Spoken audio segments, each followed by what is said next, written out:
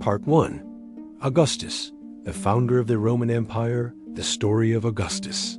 The man who transformed Rome from a crumbling republic into the most powerful empire the world had ever seen begins in an age of chaos. When he was born in 63 BCE, under the name Gaius Octavius, the Roman Republic was already beginning to crack under the weight of corruption, political rivalry, and civil war. The Roman Senate had lost its authority. The generals held more power than the politicians, and the streets of Rome often ran red with blood spilled by rival factions.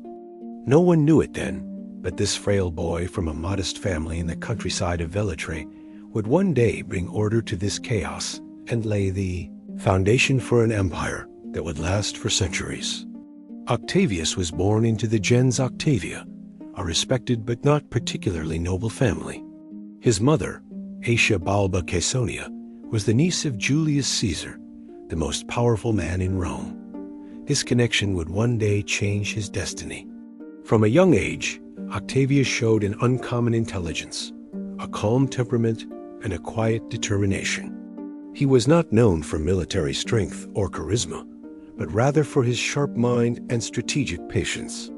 When Caesar noticed the boy's potential, he began to take a personal interest in his education and career. In 44 BCE, when Octavius was only 18 years old, Julius Caesar was assassinated in the Senate by a group of conspirators led by Brutus and Cassius. The news of Caesar's death sent shockwaves throughout Rome. Chaos erupted once again. But even more shocking was the discovery in Caesar's will. He had adopted Octavius as his son and heir, naming him Gaius Julius Caesar Octavianus. Overnight, the young Octavian became the legal successor to the most powerful man in Rome. Yet, instead of being welcomed, he was surrounded by enemies. Mark Antony, Caesar's trusted general, refused to recognize him. The Senate distrusted him. Many saw him as a weak boy playing at politics. But Octavian was no ordinary youth. He was patient, calculating, and willing to bide his time. Over the next few years, Rome would witness one of the most cunning political games in history. Octavian allied himself with Mark Antony and Marcus Lepidus, forming the Second Triumvirate, a three-man dictatorship that divided the Roman world among them. Their mission was to hunt down Caesar's assassins and restore order. The Triumvirate unleashed a reign of terror, issuing lists of proscribed enemies whose property was confiscated and whose lives were forfeit. Thousands died, including the great orator Cicero, who had spoken out against tyranny. The Triumvirate defeated Brutus and Cassius at the Battle of Philippi in 42 BCE, avenging Julius Caesar's murder. With the conspirators dead, Octavian turned his eyes toward his true rival Mark Antony. Antony had gone east, aligning himself with the Egyptian queen Cleopatra VII, with whom he shared both love and ambition. Together, they dreamed of ruling a vast empire from Alexandria. Octavian seized this opportunity to portray Antony as a traitor who had betrayed Rome for a foreign queen. In 32 BCE, war broke out between Octavian and Antony. The decisive moment came a year later at the Battle of Actium. Octavian's fleet, under the command of his brilliant admiral Agrippa, defeated the combined forces of Antony and Cleopatra. The lovers fled to Egypt, where they took their own lives. The Roman world now belonged to one man, Octavian. In 27 BCE, Octavian did something that astonished the Roman people. Standing before the Senate, he formally renounced all his powers, claiming he was restoring the Republic. But this was only a masterstroke of political theater. The Senate, eager to honor him, begged him to retain control. They granted him the title Augustus, meaning the revered one. In truth, Augustus had absolute power, but unlike his uncle Caesar, he wielded it behind a mask of republican tradition. He called himself Princeps, or First Citizen, avoiding the hated title of king or dictator. The Roman Republic was dead, but few realized it. In its place stood the Roman Empire, and Augustus was its first emperor. Augustus' rule ushered in a new era, known as the Pax Romana, the Roman peace, a period of stability, prosperity, and expansion that would last for over 2 centuries. His genius lay not only in conquest, but in governance. He understood that brute force could win wars, but only legitimacy could sustain an empire. Augustus reorganized the army, creating a professional standing force loyal to the emperor rather than to individual generals. He established the Praetorian Guard, an elite unit tasked with protecting the emperor himself. Economically, Augustus revived trade and agriculture, stabilizing the currency and investing in infrastructure. "I found Rome a city of brick," he famously said, and left it a city of marble. Indeed, he transformed the capital into a city worthy of its empire-building temples, forums, theaters, and roads that symbolized Roman glory. He commissioned the Era Paucis, the altar of peace, to celebrate the prosperity he brought. Under his rule, the empire expanded its frontiers, securing Egypt, northern Spain, and parts of Central Europe. Yet Augustus was cautious about overextension. He preferred stability to reckless conquest. In politics, Augustus cleverly balanced power between himself and the Senate. He allowed senators to retain titles and honors, but all real authority flowed through him. He created a bureaucracy of loyal administrators, ensuring the efficient running of the empire. His moral and social reforms sought to restore traditional Roman values, promoting marriage, punishing adultery, and emphasizing the importance of family. He even passed laws encouraging citizens to have more children, believing a strong population was essential for Rome's future. But beneath the calm surface, Augustus faced challenges. He suffered from ill health throughout his life and was haunted by the question of succession. Having no sons of his own, he sought an heir among his relatives. His first choice, Marcellus, died young. His next, Agrippa, his trusted general and friend, also died unexpectedly. Augustus then adopted Agrippa's sons, Gaius and Lucius, but both perished in their youth. Eventually, he turned to Tiberius, the son of his wife Livia, from her previous marriage. Though reluctant, Tiberius would eventually become Augustus' successor. Despite personal tragedies, Augustus remained steadfast. He lived simply, avoiding the lavish excesses that later emperors would embrace. His leadership was built on discipline, moderation, and a vision for Rome's greatness. The people adored him. Poets like Virgil and Horace glorified him, and the Senate deified him after his death in 14 CE. He was buried in a grand mausoleum in Rome, his reign remembered as the golden age of Roman civilization. Augustus' legacy is immense. He didn't just rule an empire, he created one. His political reforms established a system that endured for over 4 centuries. His administrative genius stabilized the vast Roman territories, allowing art, culture, and law to flourish. Even after his death, every emperor would take the title Caesar or Augustus in his honor. In many ways, Augustus was more than a ruler, he was the architect of a civilization. Looking back through history, what makes Augustus truly remarkable is not just his achievements, but the way he achieved them. He never proclaimed himself a god while alive, never openly called himself king, and never ruled through raw terror like later emperors would. He mastered the art of subtle power appearing humble while commanding everything. He gave Rome peace after a century of civil war, and in doing so, gave the world one of the most enduring political systems ever created. When we think of Rome at its height, the marble temples, the disciplined legions, the law, the order, it all traces back to one man, Augustus. His reign marked the transition from chaos to civilization, from republic to empire, from fleeting power to enduring legacy.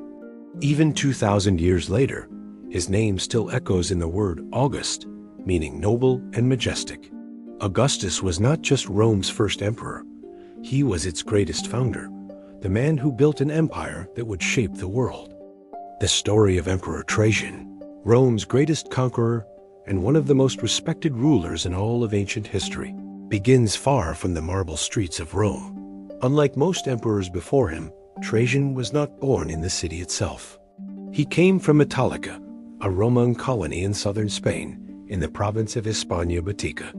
His full name was Marcus Ulpius Traianus, and he was born in 53 CE into a family of distinguished Roman settlers. From his earliest years, Trajan was destined for greatness, not because of wealth or privilege, but because of his character, discipline, and extraordinary military talent. Rome in the 1st century CE was at the height of its power, but it was also a world of political intrigue and imperial uncertainty. After the death of Emperor Nero and the chaos that followed, the empire had stabilized under the Flavian dynasty, particularly Vespasian and Titus, who restored order. Yet the emperors who followed, like Domitian, ruled with paranoia and tyranny. It was under Domitian's reign that Trajan rose through the military ranks, earning respect for his courage and leadership. He commanded legions on the Rhine frontier, defending the empire against Germanic tribes and showing not only tactical brilliance, but also a sense of justice that made his soldiers love him. In 96 CE, Emperor Domitian was assassinated in a palace conspiracy. The Senate, weary of tyranny, appointed the aged and childless Nerva as emperor. But Nerva's reign was unstable. The army, especially the powerful Praetorian Guard, distrusted him. To secure his position and restore unity between the Senate and the military, Nerva made a historic decision. He adopted Trajan as his son and heir in 97 CE. It was a move that changed Roman history forever. When Nerva died a few months later, Trajan became emperor in 98 CE, the first emperor born outside Italy, and the first to truly embody both Roman discipline and provincial strength. When Trajan ascended to power, Rome was a vast empire stretching from Britain to Egypt, from Spain to Syria. Yet it was also burdened with corruption, economic strain, and restless provinces. Trajan knew that to maintain such a vast realm, Rome needed not just soldiers, but stability and prosperity. His first acts as emperor showed his character. He refused to enter Rome in triumph, preferring to stay with his troops on the frontiers. He was humble, direct, and approachable, a soldier's emperor. The Senate, which had suffered under the suspicion of previous rulers, found in Trajan a friend. He restored their dignity and power, consulting them on major decisions. The people adored him, and even those who feared emperors began to call him Optimus Princeps, the best ruler. Yet Trajan's true legacy was built not just on peace and policy, but on conquest. He was a warrior by nature, and his ambition was to extend the empire's boundaries to their greatest extent. His most famous campaigns were fought against the Dacians, a powerful and wealthy people who lived north of the Danube River in what is now modern Romania. The Dacians were led by King Decebalus, a formidable and intelligent enemy who had long been a thorn in Rome's side. During Domitian's reign, the Dacians had defeated Roman forces and even forced the empire to pay them tribute, a humiliation Trajan could not tolerate. In 101 CE, Trajan led a massive army across the Danube to subdue Dacia once and for all. The campaign was grueling. The Dacians fought fiercely, using their knowledge of the mountainous terrain to ambush and harass the Roman legions. But Trajan's organization and engineering genius turned the tide. He built the Trajan's Bridge, a marvel of Roman engineering designed by Apollodorus of Damascus, allowing his legions to cross the Danube with ease. It was one of the longest arch bridges in the ancient world and a symbol of Roman might. The First Dacian War ended in 102 CE, with Decebalus submitting to Rome, but peace was short-lived. When Decebalus rebuilt his army and resumed hostilities, Trajan returned in 105 CE with overwhelming force. The Second Dacian War was brutal. Roman legions advanced deep into enemy territory, capturing fortress after fortress. The decisive battle came at Sarmizegetes, the Dacian capital, where Decebalus made a desperate last stand. When defeat was inevitable, he took his own life to avoid capture. Dacia was annexed as a Roman province, and Trajan returned to Rome in triumph. The spoils from Dacia were immense. The region was rich in gold, silver, and other resources, and the victory brought enormous wealth to the empire. Trajan used this wealth not for personal luxury, but for public good. He embarked on one of the most ambitious building programs in Roman history. He built Trajan's Forum, Trajan's Market, and the magnificent Trajan's Column, which still stands in Rome today, a spiraling marble monument carved with scenes from his Dacian campaigns. The column is not just art, it's history in stone, a visual chronicle of Rome's military glory. But Trajan was not satisfied. His vision extended further east, toward the ancient and wealthy realms beyond the Euphrates River. For centuries, Rome had faced a rival empire, the Parthians, who controlled much of modern-day Iran and Iraq. The Parthians were masters of cavalry warfare and had long resisted Roman domination. Trajan sought to succeed where others had failed. In 113 CE, he launched his grand campaign to conquer the East. He first secured Armenia, turning it into a Roman province. Then he advanced through Mesopotamia, capturing the great cities of Babylon, Seleucia, and Ctesiphon, the Parthian capital itself. It was a breathtaking achievement. Rome now controlled more territory than ever before. In 116 CE, Trajan reached the Persian Gulf, becoming the first Roman emperor to do so. Standing at the edge of the known world, he must have felt the weight of destiny on his shoulders. He had achieved what even Julius Caesar and Augustus had never dared. Rome had conquered the lands of the East, yet his triumph was short-lived. The conquered territories were vast, difficult to control, and filled with rebellion. Revolts broke out across Mesopotamia and Judea, and the long supply lines strained the Roman army. Even the greatest conqueror must yield to reality, and Trajan reluctantly began to withdraw. On his return journey, Trajan's health began to fail. He suffered a stroke in 117 CE while traveling through Cilicia, modern southern Turkey. As he lay dying, he adopted his cousin Hadrian as his successor, ensuring a smooth transition of power. Shortly after, Trajan died at the age of 64. His body was brought back to Rome, and the Senate declared him a god divus Traianus. His ashes were placed in a golden urn at the base of his great column, where they remain to this day, a lasting symbol of Rome's might. Trajan's reign marked the apex of Roman power. The empire reached its greatest territorial extent under his rule, stretching from the Atlantic Ocean to the Persian Gulf. Yet his greatness lay not only in conquest, but in governance. Trajan was a ruler of balance, both soldier and statesman, conqueror and builder. He expanded the empire, but he also strengthened it from within. He believed that the emperor existed to serve the people, not the other way around. He reformed the administration of justice, ensuring fairness even in remote provinces. He introduced social welfare programs known as alimenta, which provided food and education for poor children. He improved roads, aqueducts, and public facilities throughout the empire.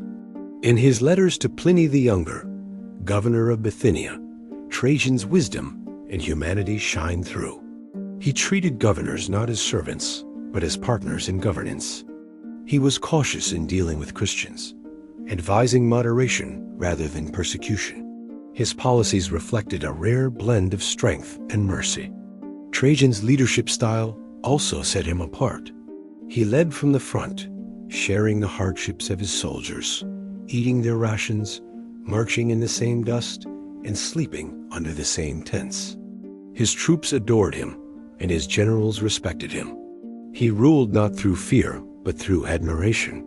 The Roman historian Cassius Dio later wrote that Trajan was equally loved by all, by the Senate, by the people, and by the army.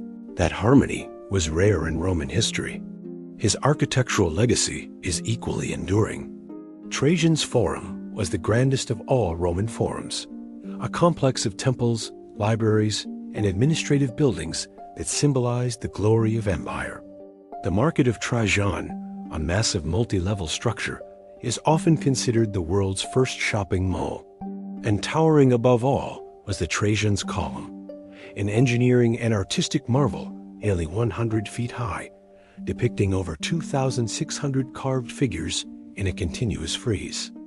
Every detail of that monument tells the story of a man who believed in action, discipline, and the destiny of Rome. Even centuries after his death, Trajan remained the standard by which emperors were judged.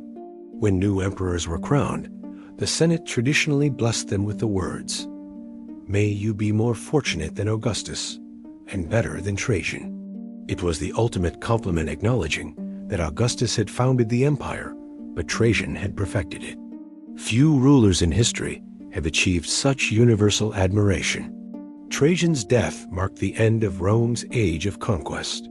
His successor, Hadrian, wisely consolidated the empire's borders, realizing that maintaining such vast lands was impossible without overextension.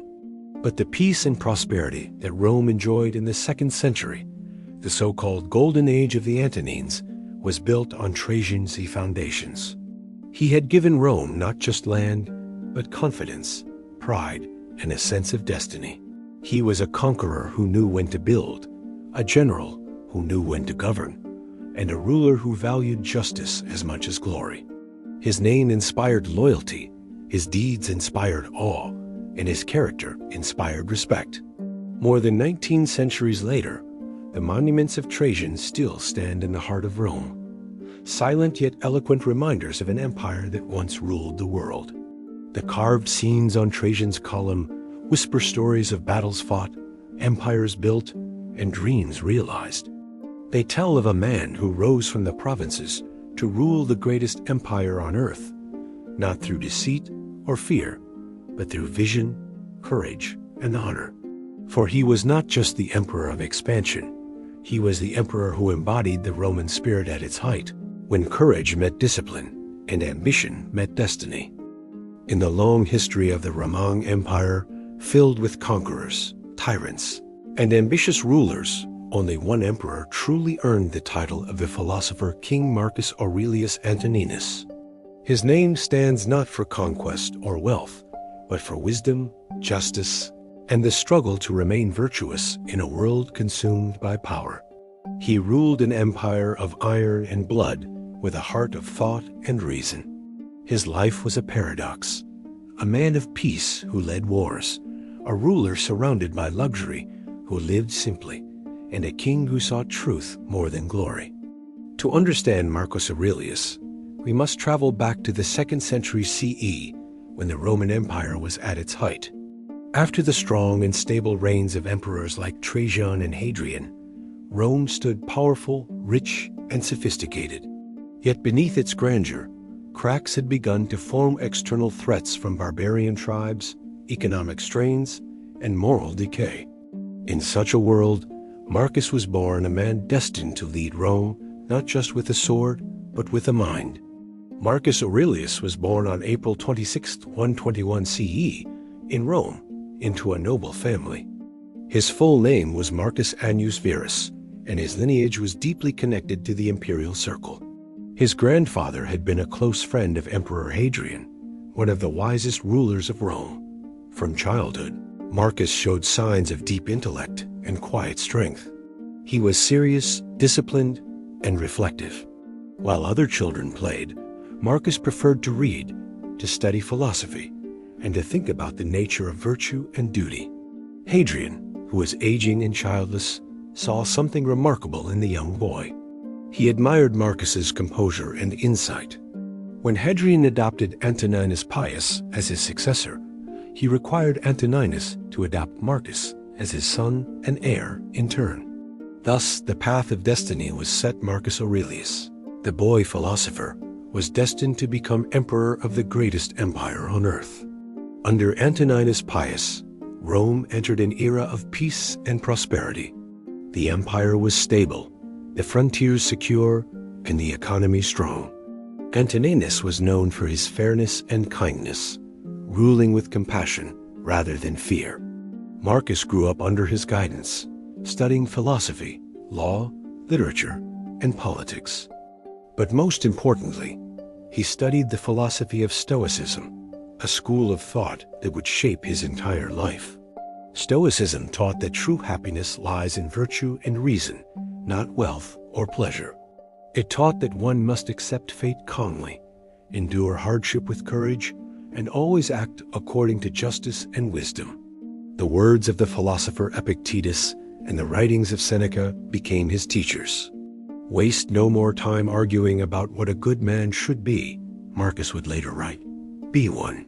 When Antoninus Pius died in 161 CE, after 23 years of peaceful rule, Marcus Aurelius ascended to the throne. But in an act of humility and fairness, he insisted on sharing power with his adopted brother, Lucius Verus, a gesture almost unheard of in Roman history. The two emperors ruled jointly, with Marcus handling domestic affairs and philosophy, and Lucius leading the armies. But peace did not last long. Soon after their reign began, a great war broke out in the east. The Parthian Empire, Rome's eternal rival, had invaded Roman territory in Armenia. Lucius Verus led a massive campaign. Supported by Marcus's strategy and resources, the war ended in Roman victory, but it came at a terrible cost. Soldiers returning from the east brought with them a mysterious and deadly disease, the Antonine Plague. This epidemic, likely smallpox, spread across the empire, killing millions. It weakened the army, the economy, and the population. In every province, the streets were filled with death, fear, and despair. Through it all, Marcus Aurelius remained calm and composed. He visited the sick, organized relief efforts, and refused to flee the capital. For him, the plague was another test of the Stoic belief that fate must be met with courage, not complaint.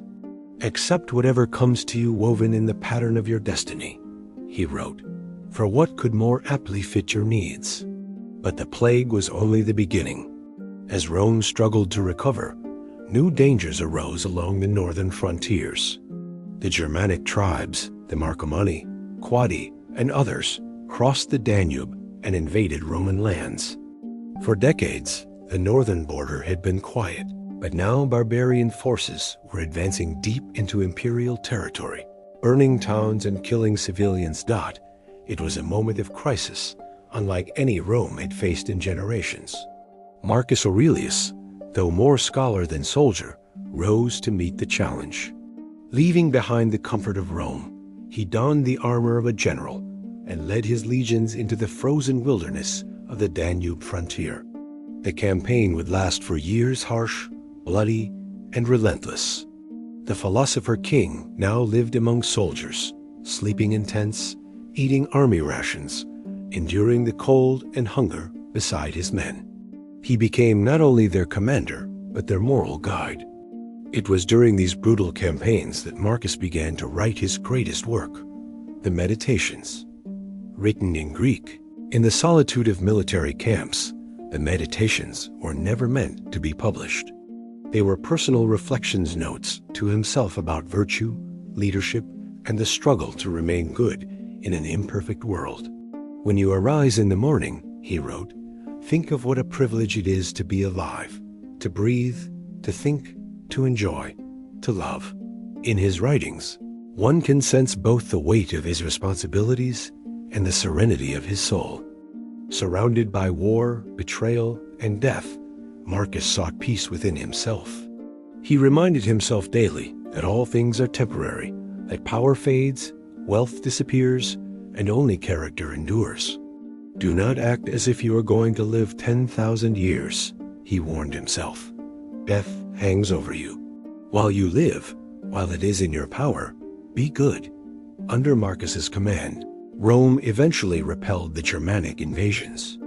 The campaigns were long and costly, but they restored stability to the northern frontier. Yet just when peace seemed near, tragedy struck again. His co-emperor, Lucius Verus, died suddenly, possibly from the plague. Later, Marcus's beloved wife, Faustina, also passed away while accompanying him on campaign. Despite his grief, Marcus did not break.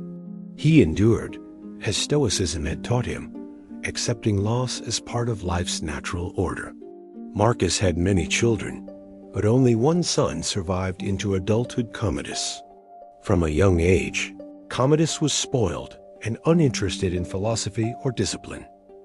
Marcus tried to guide him, but the boy grew arrogant and reckless. Many historians believe this was Marcus's only great failure, his inability to prepare a worthy successor. Yet, out of love and duty, Marcus made Commodus his heir, hoping that the boy would mature with time. By the late 170s CE, Marcus Aurelius was tired. Decades of war, plague, and loss had taken their toll. But his sense of duty never wavered. He continued to lead his legions on the frontier, writing and reflecting until his final days. In 180 CE, while on campaign in Vindobona, modern Vienna, Marcus fell ill. Knowing the end was near, he called his son Commodus to his side. The soldiers, who adored him, gathered outside his tent, weeping. Marcus looked upon them with calm eyes and said, "Go to the rising sun, for I am setting." Shortly after, the philosopher king passed away. The empire mourned deeply. The Senate declared him a god, and his ashes were laid in Hadrian's mausoleum, now known as Castel Sant'Angelo in Rome. Statues and temples were built in his honor, and his image became a symbol of wisdom and justice. But his greatest monument was not of marble or stone. It was his book, Meditations, which has survived for nearly 2,000 years, inspiring philosophers, leaders, and thinkers across ages. Marcus Aurelius's reign marked the end of Rome's golden age. His death was the turning point after which the empire slowly began to decline. His son Commodus, who succeeded him, proved unworthy, selfish, cruel, and obsessed with personal glory. The peace and stability Marcus had built were soon undone. Yet, even in the centuries that followed, Romans remembered him not for the wars he fought, but for the wisdom he left behind. What made Marcus Aurelius truly great was not his victories or conquests, but his moral strength. In an age when absolute power corrupted most men, Marcus remained humble and virtuous. He lived by the principles he preached: self-control, compassion, and justice. He ruled not as a tyrant, but as a servant of his people. He saw emperorship as a burden, not a privilege. "Do not waste the remainder of your life," he wrote, "in thoughts about others, when you do not refer your thoughts to some object of common utility." He saw himself not as divine, but as human, a man among men, struggling to live rightly. He treated his enemies with fairness, his friends with respect, and his duties with unwavering devotion. Even during war, he sought peace. Even amid despair, he sought virtue. To him, philosophy was not an escape from the world, but a guide for living within it. Centuries later, Christian and secular thinkers alike admired Marcus Aurelius. His Meditations became a manual for personal integrity and leadership. Leaders from Frederick the Great to Bill Clinton, from Napoleon to Theodore Roosevelt, kept his writings as a source of inspiration. The Stoic philosophy he embodied, discipline, humility, courage, and acceptance, remains as relevant today as it was in his time. To this day, his bronze equestrian statue still stands on Capitoline Hill in Rome, one of the few ancient statues to survive the fall of the empire. It survived because medieval Christians believed it represented Constantine the Great, the emperor who made Rome Christian. But in truth, it was Marcus, the last of the 5 good emperors, whose wisdom transcended religion and empire. Marcus Aurelius stands in history as a reminder that true power lies not in conquest, but in self-mastery. He was an emperor who ruled himself before he ruled others. In his quiet reflections, he captured the eternal struggle between duty and desire, fear and courage, flesh and spirit. And though his empire has long crumbled, his words endure, whispering across time, "You have power over your mind, not outside events." Realize this, and you will find strength. In a world filled with ambition, chaos, and greed, Marcus Aurelius remains a symbol of what it means to lead with wisdom, to act with virtue, and to face life's trials with calm dignity. He was the emperor who sought not glory, but goodness, the philosopher who wore a crown, and the king who reminded the world that the greatest empire one can rule is the empire of the self. When Emperor Trajan passed away in 117 CE, the Roman Empire stood at its greatest height. It stretched from the Atlantic Ocean in the west to the deserts of Arabia in the east, from the icy frontiers of Britain in the north to the rich lands of Egypt in the south. The empire had never been larger, but it was also overextended, tired from years of continuous warfare, and filled with unrest at its borders. It was in this critical moment that Publius Aelius Hadrianus, known to history as Emperor Hadrian, rose to power. His reign would bring a new philosophy to Roman rule, a shift from conquest to preservation, from war to peace, and from expansion to stability. Hadrian was born on January 24, 76 CE, in Italica, a Roman settlement near modern-day Seville in Spain. Like his predecessor Trajan, he came from a distinguished family of Roman colonists who had settled in Hispania. When Hadrian was a young boy, his father died, and the boy came under the guardianship of Trajan, a family relative who would one day become emperor. This connection shaped Hadrian's destiny. From an early age, he showed deep curiosity about Greek culture, its language, philosophy, and art. His fascination with all things Greek earned him the nickname Graeculus, or Little Greek, while other Roman nobles pursued military glory and political ambition. Hadrian immersed himself in literature, architecture, and philosophy. His education was broad and deep, giving him a foundation that would later define his reign. Hadrian's early career followed the traditional path of a Roman nobleman. He served as a military tribune in several legions, including in the Dacian Wars under Trajan. His courage and skill earned him recognition. He also held administrative roles and governed provinces, gaining valuable experience in both military and civil affairs. To strengthen his ties to the imperial family, Hadrian married Vibia Sabina, Trajan's grandniece. However, the marriage was not a happy one, and the two spent most of their lives apart. In 117 CE, as Trajan lay dying in Cilicia during his return from campaigns in the east, news spread that Hadrian had been adopted as his successor.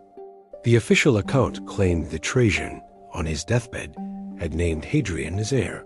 But some suspected that the document of adoption had been signed after Trajan's death, possibly by his wife Plotina, who supported Hadrian's claim.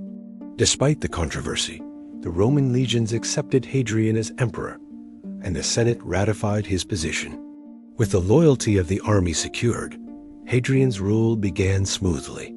From the very start of his reign, Hadrian's policies revealed a new way of thinking. He believed that Rome's constant expansion had reached its natural limits. The empire, already vast and diverse, was difficult to govern effectively. The conquests of Mesopotamia and Armenia made by Trajan were costly and unstable. Hadrian made the bold and unpopular decision to withdraw from these territories. Many senators accused him of weakness, claiming he was abandoning Rome's hard-won glory. But Hadrian's vision was clear. Rome did not need more land. It needed peace, organization, and endurance. His goal was to strengthen the empire's existing borders, not to extend them further. To secure those borders, Hadrian undertook one of the most remarkable construction projects in Roman history, the building of Hadrian's Wall in northern Britain. The wall stretched across the width of the island, from the River Tyne in the east to the Solway Firth in the west, spanning about 73 miles. It consisted of stone fortifications, watchtowers, and forts manned by Roman soldiers. The wall was more than a military defense. It was a powerful symbol of Roman order, discipline, and authority. It defined the edge of civilization, separating the Roman world from the wild lands of the northern tribes. Even today, the remains of Hadrian's Wall stand as one of the most enduring monuments of Roman engineering. Hadrian was not content to rule from Rome. He was perhaps the most well-traveled emperor in Roman history. During his reign, he spent more than half his time touring the provinces of the empire. His travels took him from Britain to Egypt, from Gaul to Asia Minor, and from the Rhine to the Euphrates. He inspected military defenses, reviewed local administrations, and ensured that justice was being served. He preferred to see things with his own eyes rather than rely on reports.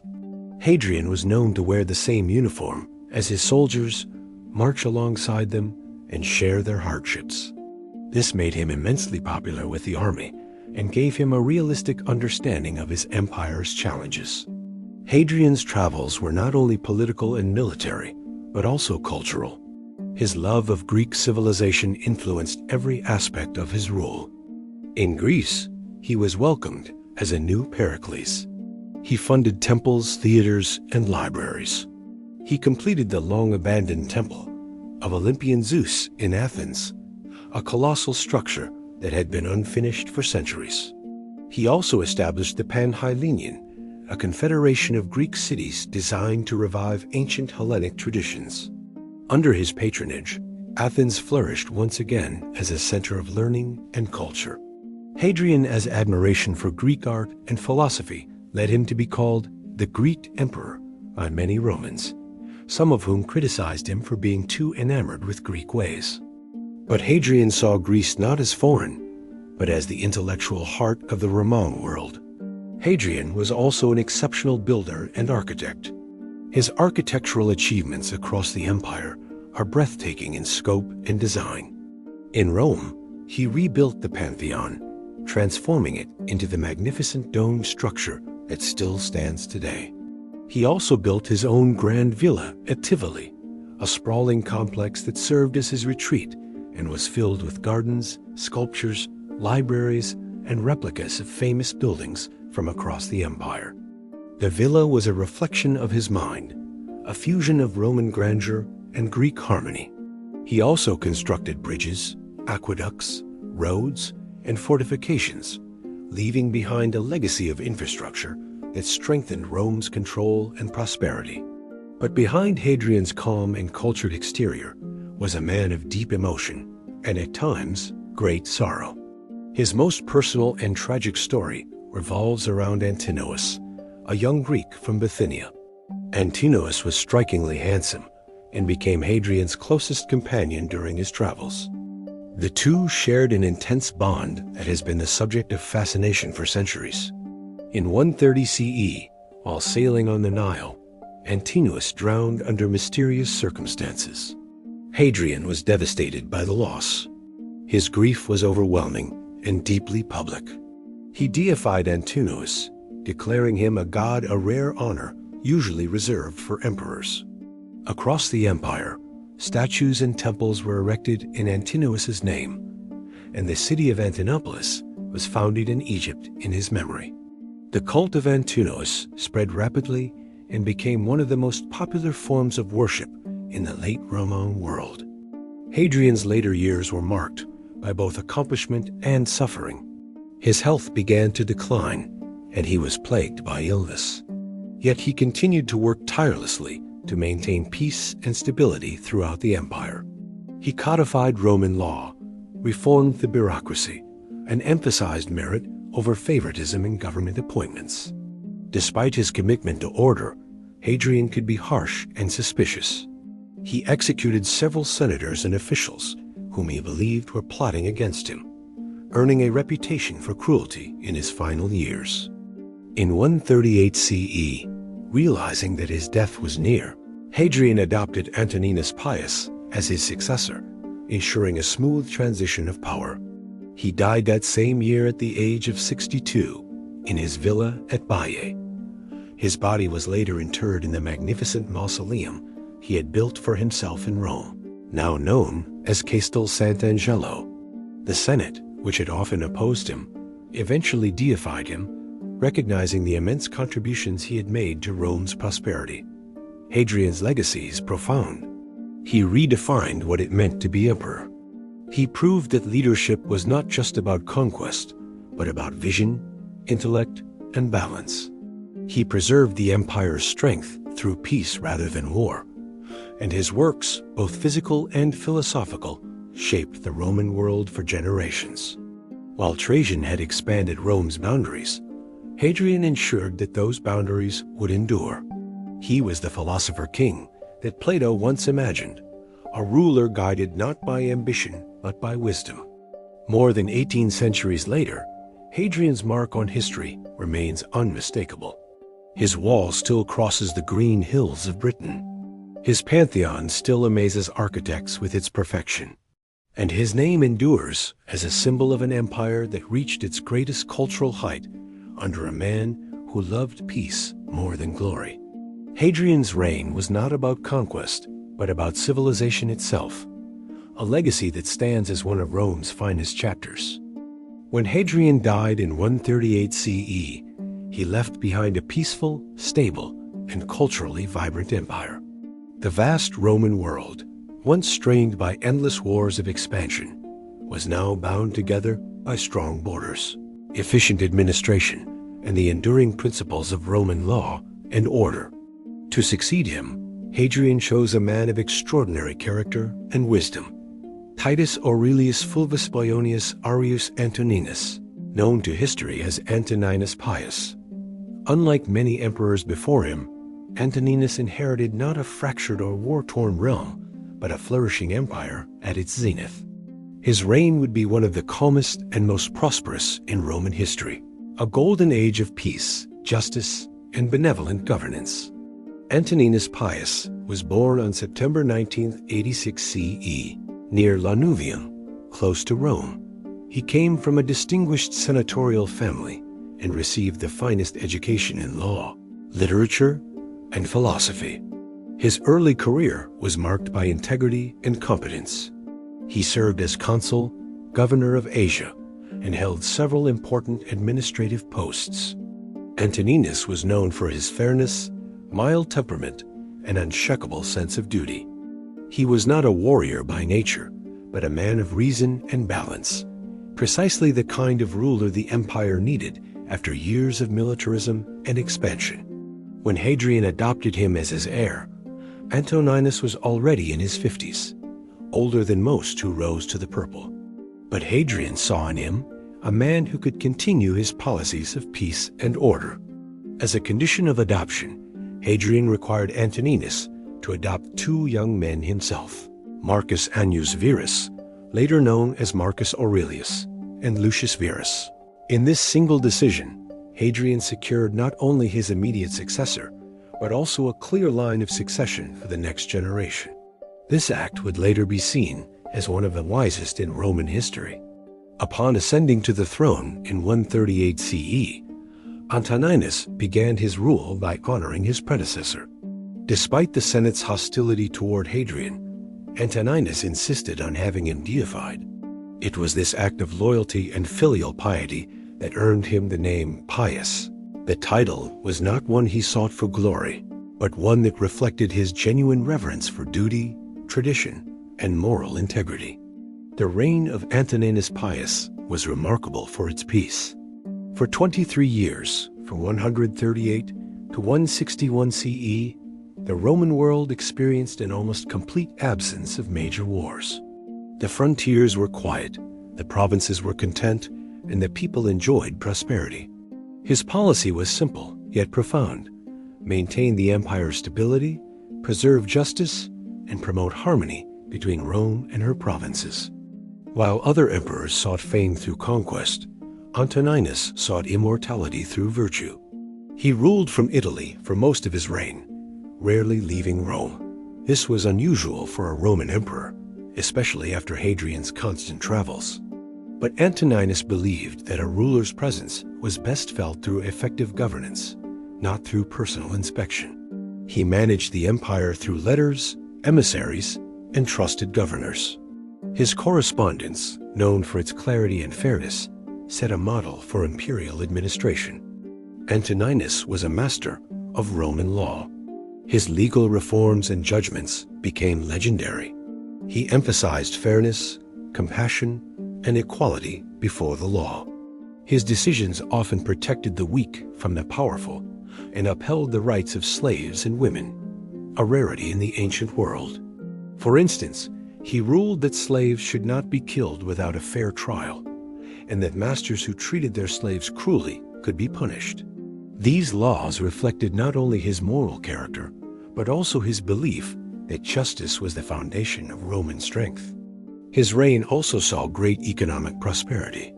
Antoninus managed the empire's finances with precision and care. He reduced unnecessary expenditures and avoided costly wars, allowing Rome's treasury to flourish. He invested heavily in public works, roads, bridges, aqueducts, and buildings that improved daily life across the empire. Temples were restored, cities were beautified, and the infrastructure that held the empire together was strengthened. One of Antoninus's most enduring contributions was his concern for the welfare of his people. He provided aid during famines, floods, and earthquakes. In 142 CE, a massive earthquake struck Asia Minor, destroying many cities. Antoninus immediately sent relief funds and ordered reconstruction at imperial expense. His compassion earned him immense love from his subjects, who saw in him a father rather than a distant ruler. Antoninus also promoted education, philosophy, and the arts. He supported scholars, poets, and architects, fostering a rich intellectual environment. Under his rule, the cultural achievements of Rome and Greece continued to flourish in harmony. His personal life reflected the same virtues as his public one. He was devoted to his wife, Faustina the Elder, with whom he shared a long and loving marriage. When she died in 141 CE, he was heartbroken. He had her deified, built temples in her honor, and issued coins bearing her image. His deep affection and loyalty to her became one of the most touching stories in imperial history. Yet, Antoninus was not without challenges. Though he avoided major wars, he still faced uprisings and threats along the borders. There were disturbances in Britain, Mauritania, and the Danube frontier, but these were swiftly contained through diplomacy and limited military action. His strategy relied on fortifying borders rather than expanding them. He strengthened the defenses in Britain, perhaps extending Hadrian's Wall slightly northward, and reinforced positions in Germany and along the Danube. His emphasis on defense rather than aggression preserved both lives and resources. Antoninus's personality fascinated historians. He was calm, patient, and deeply rational. Ancient writers described him as a man who never raised his voice, who preferred persuasion over punishment, and who lived with dignity and moderation. He enjoyed simple pleasures, avoided excess, and served as a moral example for all Romans. The Stoic philosopher Marcus Aurelius, who would later succeed him, regarded Antoninus as the embodiment of wisdom, justice, and restraint. In his Meditations, Marcus wrote that he learned from Antoninus how to govern without arrogance, to accept criticism calmly, and to place duty above all personal desires. Under Antoninus Pius, the Roman Empire reached what many historians call its golden age. The population grew, trade thrived, and peace reigned from the Atlantic to the Euphrates. The economy was strong, agriculture prospered, and the provinces enjoyed unprecedented stability. It was an age when citizens could travel safely across thousands of miles of Roman roads without fear of invasion or unrest. Despite his peaceful nature, Antoninus maintained a powerful army and ensured that the legions remained disciplined and ready. His peace was not born of weakness, but of strength. Rome's enemies respected him because they knew that, though he preferred diplomacy, he would not hesitate to use force when necessary. His ability to balance mercy with firmness made him both respected and admired. In 161 CE, after more than 2 decades of wise and tranquil rule, Antoninus fell ill at his estate in Lorium. Knowing his time was near, he gathered his family and the imperial council around him. His last words were said to be equanimitas, meaning equanimity, or composure. He faced death as he had lived his life, calmly and with dignity. He was 74 years old. Upon his death, the Senate deified him, placing him among the gods. Statues and temples were dedicated to his honor across the empire. The column of Antoninus Pius, erected by his successors Marcus Aurelius and Lucius Verus, still stands in Rome as a testament to his memory. The legacy of Antoninus Pius was immense. He ruled without bloodshed, cruelty, or tyranny. His reign was a beacon of stability in a world that had so often known violence. He showed that greatness did not always require conquest, that peace, justice, and virtue could achieve what swords could not. His era became the standard by which later generations judged their rulers. Under his care, Rome reached the height of its civilization, a realm where law, order, and culture thrived in harmony. He left behind not grand conquests, but a legacy of wisdom and humanity. After him, the world would change, and the empire would eventually face darker days. But for a brief, shining moment in history, under Antoninus Pius, the Roman Empire was as close to perfection as any human society had ever been.